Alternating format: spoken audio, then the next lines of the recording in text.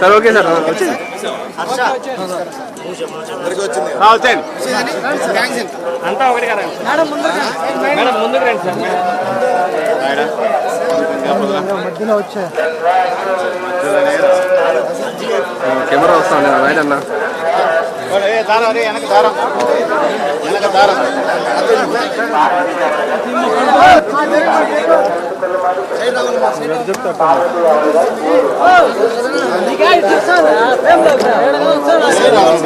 Ready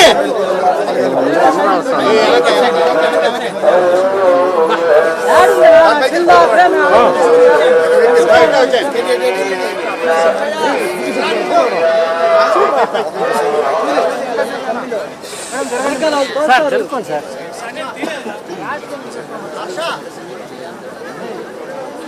sir జరుగుకోండి ఎవరు తెస్తున్నారు sir పక్క పక్కన అట్లే అట్లే అట్లే వైట్ మీద వచ్చాయి సార్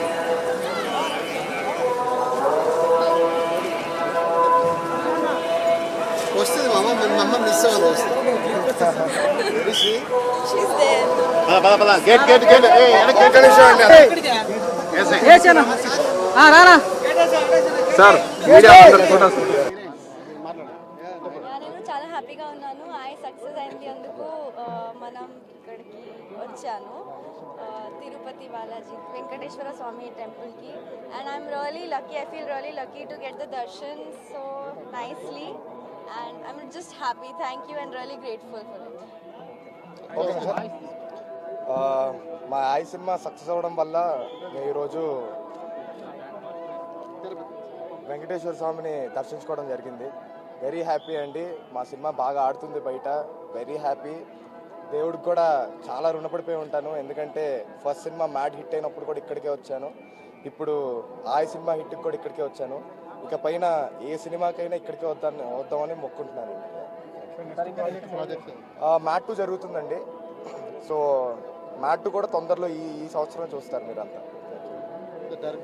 ఈ ఆయి మూవీ డైరెక్టర్ని యాక్చువల్గా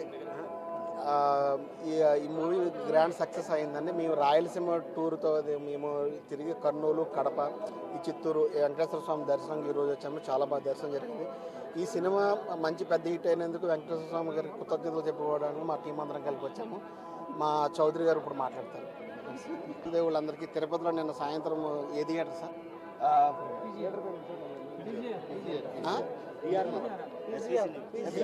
పీజీఆర్ థియేటర్కి వస్తే మా హీరో గారికి చాలా అపూర్వ స్వాగతం. చాలా మంచి స్వాగతం పలికారండి. ఆయన తరఫున కూడా మీ అందరికీ ప్రేక్ష దేవుళ్ళందరికీ నేను థ్యాంక్స్ చెప్తాను. ఆయి సినిమాలో నేను కమెడియన్ అండి. ఏం సార్ స్వామివారిని దర్శించుకోవడం చాలా చాలా హ్యాపీగా ఉందండి. ఆయనకు వచ్చినప్పుడల్లా ఆయన్ని అలా చూస్తూ ఉండిపోవాలనిపిస్తుంది. ఏంటో తెలియదు కానీ ఎక్కువసేపు ఉంచలేదు. స్వామివారిని దర్శించుకోవడానికి మళ్ళీ మళ్ళీ వస్తాం. మా ఆయి సక్సెస్ తర్వాత ఇక్కడికి రావడం జరిగింది. అందరూ మూవీ చూడండి, అందరికీ నచ్చుతుంది. Thank you.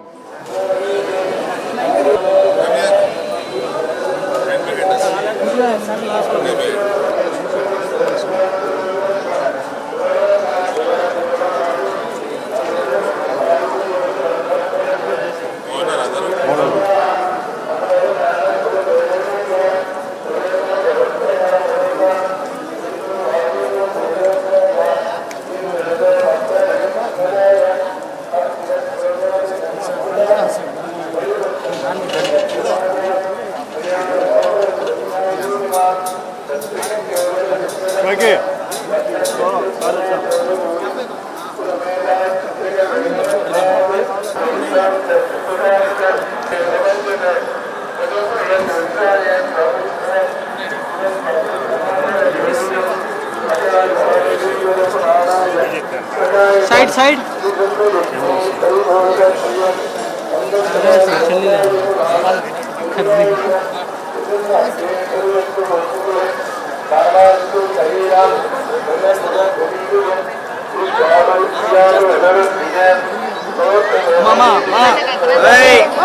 వచ్చాను వచ్చాను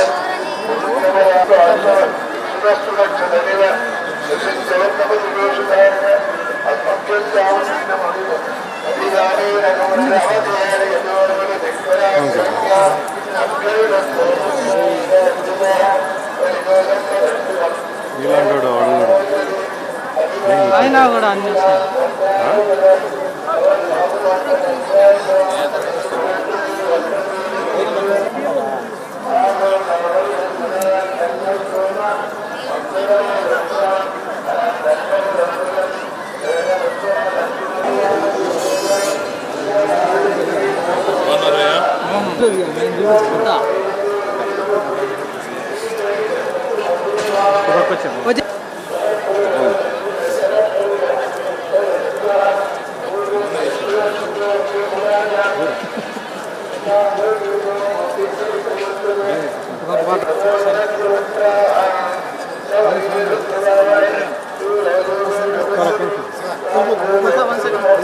కూడదు కానీ ఇన్సిడెంట్ జరిగింది కాబట్టి తప్పకుండా ప్రభుత్వం చాలా సీరియస్గా తీసుకుంది. మీరు చూసారు ఈ పూర్వ చిత్తూరు డిస్టిక్లో ఏం జరిగింది అనేటువంటిది.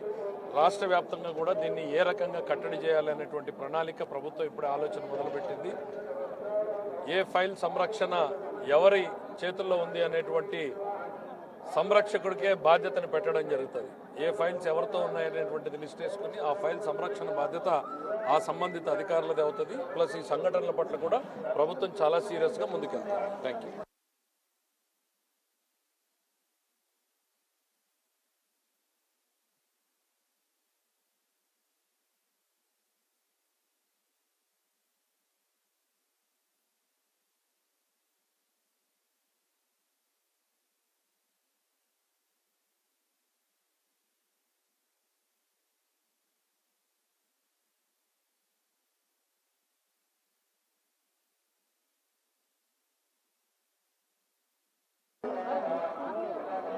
తెలుగు ప్రజలు ప్రత్యేకంగా ఆంధ్రలో నూతన గవర్నమెంట్ ఫామ్ అయింది. అందరికీ శుభాకాంక్షలు.